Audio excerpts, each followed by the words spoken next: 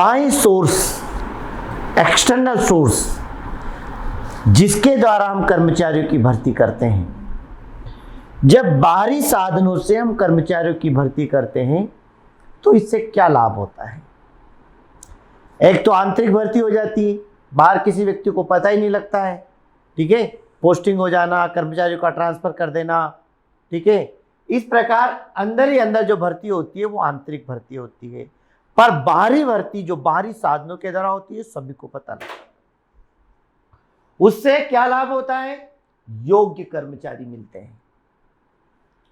बाह्य स्रोतों द्वारा भर्ती नवीनतम योग्य कर्मचारियों को आवेदन का अवसर देती है। इससे उपक्रम को सर्वाधिक योग्य व्यक्तियों के चयन की सुविधा मिलती है। जब आप बाहरी विज्ञापन करते हैं, बाहरी साधनों के द्वारा जब भर्ती करते हैं तो दूर दूर से अनुभवी, योग्य, कुशल व्यक्ति हमारे पास आते हैं और हमें अच्छे से अच्छे कर्मचारी की जो है नियुक्ति करने का अवसर मिलता है। साक्षात्कार, इंटरव्यू के माध्यम से हम सिलेक्ट कर सकते हैं कि कौन से कर्मचारी हमारे लिए अधिक उपयुक्त है।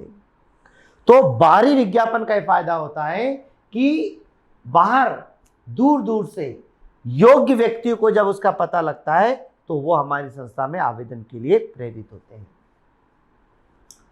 प्रतियोगिता, उपक्रम में कार्यरत कर्मचारी भी उच्च पद के लिए आवेदन कर सकते हैं, अतः वे अपनी योग्यता एवं कार्य निष्पादन वृद्धि करने का प्रयास करते हैं। अब बाह्य स्रोत तो आपने करा है, आपने एक्सटर्नल सोर्स के लिए, पोस्ट के लिए आपने विज्ञापन दे दिया है। जब संस्था के कर्मचारियों को ऐसा लगता है कि हमारे यहाँ इस उच्च पद की पोस्ट खाली है, रिक्त पद है, अब उच्च पद के लिए संस्था के कर्मचारी भी अगर चाहें तो आवेदन कर सकते हैं और अच्छा परफॉर्म कर सकते हैं और अपनी योग्यता बढ़ा करके उस पद के लिए वो भी आवेदन कर सकते हैं। यानी कंपटीशन होता है और उस कंपटीशन में एक से एक अनुभवी योग्य व्यक्ति आवेदन के लिए आते हैं, क्योंकि आजकल प्रतियोगिता का जमाना है। जितनी पद है बेरोजगार युवक उससे कई ज्यादा है। तो जब हमारे पास कम पद है और योग्य उम्मीदवार बहुत ज्यादा होते हैं तो उनका सिलेक्शन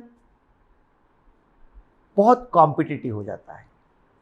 हर व्यक्ति अच्छे से अच्छा कार्य करने की कोशिश करता है, इसका लाभ संस्था को मिलता है। पक्षपात की संभावना नहीं रहती।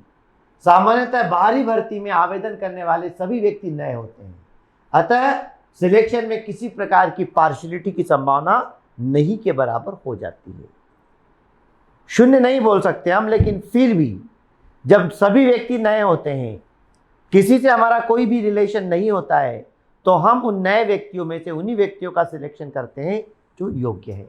इसलिए इसमें पक्षपात की भावना नहीं रह जाती, कम हो जाती है। नई प्रतिभाएं, बाहरी भर्ती से नवीनतम ज्ञान अर्जन प्राप्त प्रतिभाओं के चयन का अवसर प्राप्त होता है। नई प्रतिभाएं अपने नवीन ज्ञान से उपक्रम को लाभान्वित करती है। फ्रेश टैलेंटेड आते हैं, नए नए युवा उभर कर सामने आते हैं, जिन्हें अनुभव नहीं है लेकिन फ्रेशर है, काम करने की उनके अंदर लगन है और वो कार्य को प्रदर्शन करने के लिए उत्साहित है। तो ऐसे फ्रेश और टैलेंटेड कर्मचारी हमें मिलते हैं, जिनकी योग्यता का लाभ संस्था को मिलता है। अब बाहरी स्रोतों से जहां लाभ है तो वहीं कहीं हानि होती है। लॉस क्या होता है कि वर्तमान कर्मचारियों में असंतोष। बाहरी स्रोतों में भर्ती वर्तमान कर्मचारी में असंतोष को जन्म देती है। वर्तमान कर्मचारी स्वयं को उच्च पद के लिए अयोग्य समझने लगते हैं और पदोन्नति का अभाव वर्तमान कर्मचारी की कार्यक्षमता को प्रभावित करता है। मान लीजिए हमारी संस्था के अंतर्गत जो उच्च स्तरीय प्रबंधक है वो रिटायरमेंट ले लेते हैं और हम उस रिक्त पद के लिए आवेदन देते हैं, तो संस्था में काम करने वाले कर्मचारियों को यह अनुभव होता है कि इतने साल तक काम करने के पश्चात भी उनमें वो योग्यता नहीं है, उनकी पोस्टिंग क्यों नहीं हो पा रही है।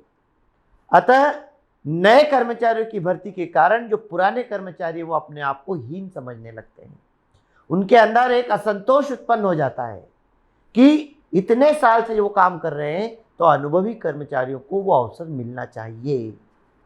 परंतु कई बार क्या होता है, पुराने कर्मचारियों के साथ अन्याय हो जाता है। नए कर्मचारियों को उच्च पद पर भी नियुक्त किया जाता है, उच्च वेतन पर भी नियुक्त किया जाता है। पुराने अनुभवी कर्मचारियों को न तो वेतन मिल पाता है बराबर, और न ही उनकी पोस्टिंग हो पाती है। तो इस प्रकार असंतोष उत्पन्न होने के कारण संस्था की स्थिति जो है बेहद खराब हो जाती है। महंगी प्रक्रिया। आंतरिक स्रोत की तुलना में बाहरी स्रोत से भर्ती एक महंगी प्रक्रिया है, क्योंकि इसमें विज्ञापन, चयन में उपक्रम की एक बड़ी धनराशि खर्च होती है। जब आप बाहरी स्रोतों के माध्यम से भर्ती कर रहे होते हैं, तो आपको कई साधनों का प्रयोग करना होता है, विज्ञापन देना होता है, विज्ञापन पे बड़ी मात्रा में खर्च करना होता है। उसके पश्चात उनका सिलेक्शन करना, सिलेक्शन करने के लिए योग्य उम्मीदवारों को बुलाना, इंटरव्यू लेने वाले व्यक्तियों के लिए बुलाना, यानी ये प्रक्रिया लंबी हो जाती है और उस पर बहुत सारा खर्च हो जाता है। तो ये महंगी प्रक्रिया सिद्ध हो जाती है। दीर्घ प्रक्रिया। बाह्य स्रोतों से भर्ती के लिए विज्ञापन प्रकाशित करना होता है, विज्ञापन का प्रकाशन, आवेदन पत्र की प्राप्ति, साक्षात्कार, ये सारी प्रोसेस होने में लंबा समय होता है। आंतरिक स्रोत में तो क्या होता है, आपने किसी कर्मचारी के द्वारा किसी को बुलाया या अंदर ही अंदर जो अनुभवी व्यक्ति को अपॉइंट कर दिया, काम खत्म। परंतु इसके अंतर्गत तो क्या होता है, विज्ञापन देंगे, विज्ञापन में टाइम लगता है, लोग पढ़ेंगे विज्ञापन को, एक दिन नहीं, 2-3 दिन 4 दिन तक जितने समय चलेगा। फिर उसके बाद में आप एप्लीकेशन एक्सेप्ट करेंगे, एप्लीकेशन को सिलेक्ट करेंगे, सिलेक्शन के बाद में इंटरव्यू होगा, इंटरव्यू में भी समय लगता है। तो इस प्रकार ये प्रक्रिया में भर्ती करने से लंबा समय लगता है। कर्मचारियों का पलायन। उच्च पद पर पदोन्नति की संभावना नहीं होने से कर्मचारी दूसरी कंपनी के अच्छे अवसरों को स्वीकार कर कंपनी से पलायन कर जाते हैं, कंपनी छोड़कर चले जाते हैं। जब उन्हें लगता है कि उनकी उन्नति के कोई अवसर उन्हें नहीं मिल पा रहे हैं, उनकी पोस्टिंग नहीं हो पा रही है, तो परिणाम स्वरूप वो किसी ऐसी कंपनी की तलाश करते हैं जहां उनका भविष्य उज्ज्वल हो, जहां उनकी पोस्टिंग हो। इससे संस्था में कर्मचारियों की कमी हो जाती है।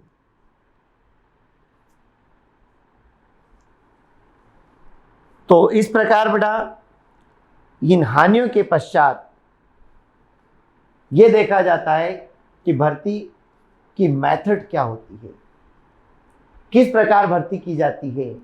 तो पहली मेथड विज्ञापन के माध्यम से। विज्ञापन अभी हमने देखा बाहरी साधन है, विज्ञापन देकर के लोगों को आवेदन के लिए प्रेरित किया जाता है, आवेदन स्वीकार किए जाते हैं, सिलेक्शन किया जाता है। तो भर्ती की एक पद्धति है विज्ञापन।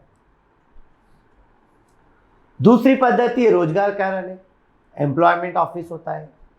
रोजगार कार्यालय के अंतर्गत हर साल बेरोजगार युवक अपना नाम रजिस्टर करवाते हैं। वहाँ पर हमें जब भी कर्मचारी की आवश्यकता हो, हम रोजगार कार्यालय को एक लेटर लिख सकते हैं या जाकर के उन व्यक्तियों की हम लिस्ट ले सकते हैं और उन्हें आवेदन के लिए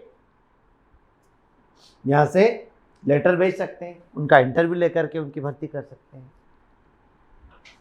या वर्तमान कर्मचारी, प्रेजेंट एम्प्लॉय की द्वारा भी भर्ती हो सकती है कि जो कर्मचारी काम कर रहे हैं उनकी पोस्टिंग कर दी जाए। निजी संस्थाएं होती है, कई प्राइवेट इंस्टीट्यूशंस जो रोजगार उपलब्ध कराती हैं, उसको बोलते हैं निजी संस्थान। तो निजी संस्थान जो होते हैं वो रोजगार के लिए ऐसे लोगों का आवेदन अपने पास रखते हैं कि किसको किसकी ज़रूरत है, और ऐसे प्राइवेट संस्थान के द्वारा भी भर्ती की जा सकती है। डायरेक्ट रिक्रूटमेंट भी होता है, प्रत्यक्ष भर्ती। कोई भी व्यक्ति जा सकता है, डायरेक्ट अपना आवेदन दे, इंटरव्यू लेकर के आगे उसको बढ़ाया जा सकता है। और शिक्षण संस्थाएं, कई इंस्टीट्यूशंस होती हैं जहां पर कर्मचारी स्टूडेंट ट्रेनिंग ले रहे होते हैं। उस ट्रेनिंग के माध्यम से आप उस संस्थान से जुड़ करके भी कर्मचारियों की भर्ती कर सकते हैं। जैसे मान लीजिए कोई कंपनी है वो टैली सिखा रही है, तो वहाँ पर ऐसे स्टूडेंट मिल सकते हैं जिनको टैली में एक्सपर्ट है, या बीबीए एमबीए करने वाले, या बड़े ऐसे कॉलेजेस वगैरह होते हैं या प्रोफेशनल कोर्स कराए जाते हैं, तो वहाँ पर आपको ऐसे स्टूडेंट मिल सकते हैं जो ट्रेंड है, जिन्हें वो संबंधित कार्य सिखाया गया है। तो उन शिक्षण संस्थाओं के माध्यम से भी आप टैलेंटेड स्टूडेंट्स का इंटरव्यू लेकर के भर्ती कर सकते हैं।